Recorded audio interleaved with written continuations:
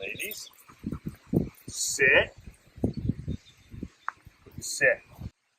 FitLab PGH is back with another movement tip, lifestyle hack with Maggie and Puddin', talking about if you get out in the spring to run, try to run on a variety of surfaces. Puddin' is the new dog. We're getting her out at a variety of surfaces at her pace, at relatively short distances, so that she can experience single track, double track, gravel, hard surfaces, and a little bit of mud today because it rained last night. So if you run, don't run the same route every day, don't run at the same pace, and don't run on the same surfaces. Variety is not only the spice of life, but it helps keeping you moving on a healthy and regular basis.